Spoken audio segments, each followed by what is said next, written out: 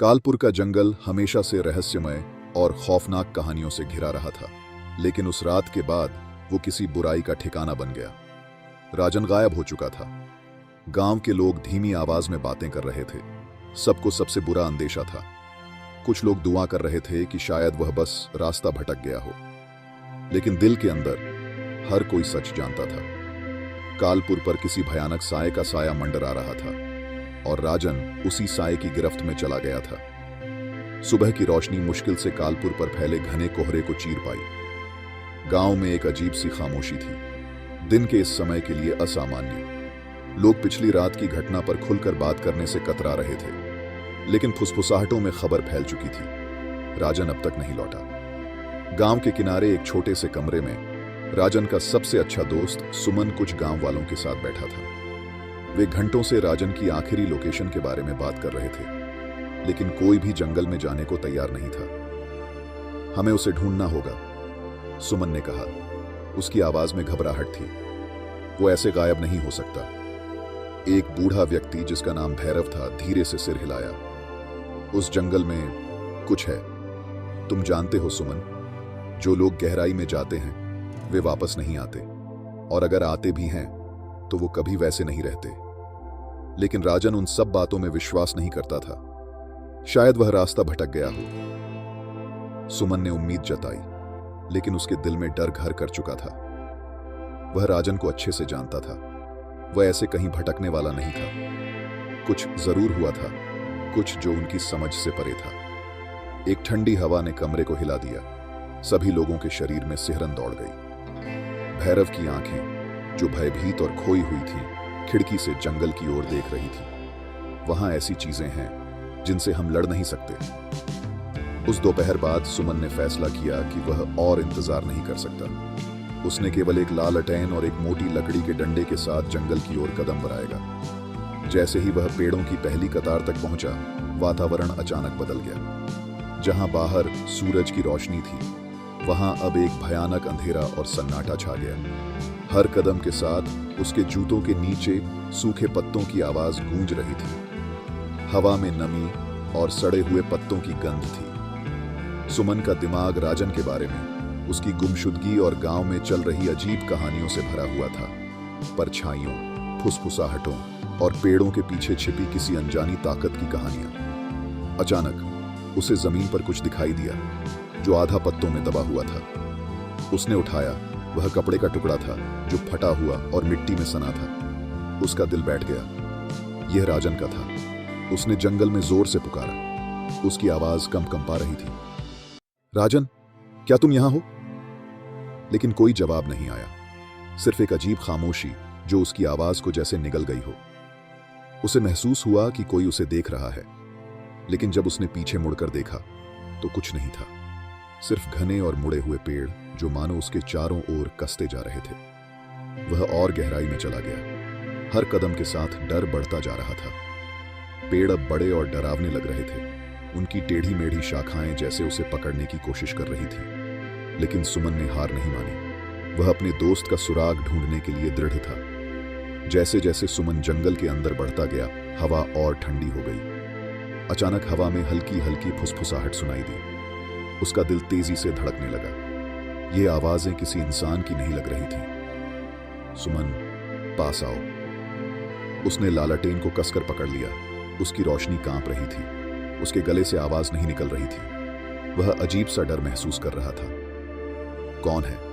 उसने पूछा, लेकिन जवाब में सिर्फ वो भयानक फुसफुसाहटें और तेज हो गई। तभी उसे अपने कंधे पर किसी ठंडी चीज का स्पर्श महसूस हुआ। उसने जल्दी से मुड़कर देखा, लेकिन वहां कुछ नहीं था। परछाइयां अजीब तरह से हिल रही थीं, मानो कोई अदृश्य शक्ति उन्हें चला रही हो। उसके शरीर में सिहरन दौड़ गई और उसकी हर नस भागने की चेतावनी दे रही थी। लेकिन उसके कदम ठिठक गए थे। सुमन ने अपने डर से लड़ते हुए लालटेन को हवा में लहराया, मानो कुछ उसे पकड़ने के लिए आ रहा हो। लेकिन वहां कुछ नहीं था, सिर्फ पेड़ और वो अंधेरा जो अब पूरी तरह से उसे निगल चुका था। उसका दिल तेजी से धड़क रहा था और वह शाखाओं के बीच से लड़खड़ाता हुआ भागने की कोशिश कर रहा था। अचानक उसके कदम ठिठक गए। जमीन से कुछ ठंडी और चिपचिपी चीज ने उसके टखने को पकड़ लिया। उसने नीचे देखा और डर से उसकी सांसें थम गईं। काले साए की एक हाथ जैसी आकृति उसकी टांग को जकड़ चुकी थी, जो उसे जमीन में खींच रही थी। सुमन ने चीखते हुए अपने आप को छुड़ाने की कोशिश की, लेकिन जितना वह संघर्ष करता, वह जकड़न और तेज हो जाती। जमीन मानो उसके नीचे से खुलने लगी। उसे धीरे धीरे निगलने के लिए वह चीख रहा था, मदद की गुहार लगा रहा था, लेकिन उसकी आवाज अंधेरे में कहीं खो गई। और फिर अचानक वो हाथ उसे छोड़कर गायब हो गया। सुमन जमीन पर गिर पड़ा, हांफते हुए, लेकिन जिंदा था। उसने तेजी से इधर उधर देखा, लेकिन अब सब कुछ शांत था। पेड़ स्थिर थे, साए गुम हो चुके थे। सुमन दौड़ता हुआ गांव वापस आया। उसका मन झकझोर देने वाले डर से भरा हुआ था। वह भैरव के घर में घुसा, हांफते हुए, मिट्टी और पसीने से लथपथ। वे असली हैं, उसने हांफते हुए कहा। साए, उन्होंने मुझे मारने की कोशिश की। भैरव का चेहरा सफेद पड़ गया। तुमने उन्हें देख लिया है ना? कालपुर के श्रापित साए। वे सदियों से यहां हैं, तब से जब से वलख को भगा दिया गया था। वलख? सुमन ने बमुश्किल फुसफुसाते हुए पूछा। भैरव ने सिर हिलाया। उसकी आंखों में डर और आतंक भरा था। वह राक्षसी जो इस गांव को सताती है। एक समय में वह एक महिला थी, एक ताकतवर तांत्रिक, जिसने शैतान के साथ सौदा किया। उसकी आत्मा शापित हो गई, और जब वह मरी तो उसने इस दुनिया को नहीं छोड़ा।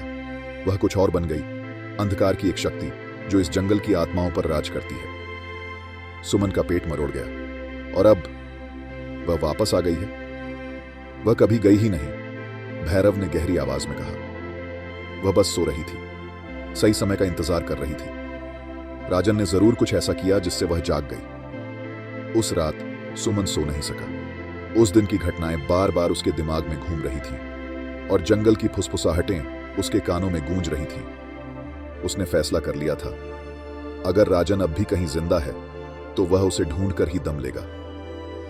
अगली सुबह भैरव और सुमन ने गांव के एक पुरोहित से मदद लेने का सोचा। पुरोहित, जो अनुष्ठानों और मंत्रों का झांता था, उन्हें बताया कि वलख की शक्ति से बचने के लिए एक विशेष अनुष्ठान करना होगा, जिससे राजन की आत्मा को बचाया जा सके। लेकिन उन्होंने समय बर्बाद नहीं किया। जैसे ही दिन ढलने लगा, वे अनुष्ठान की तैयारी करने लगे। धूप, मंत्र और मंत्रों की पुस्तकें।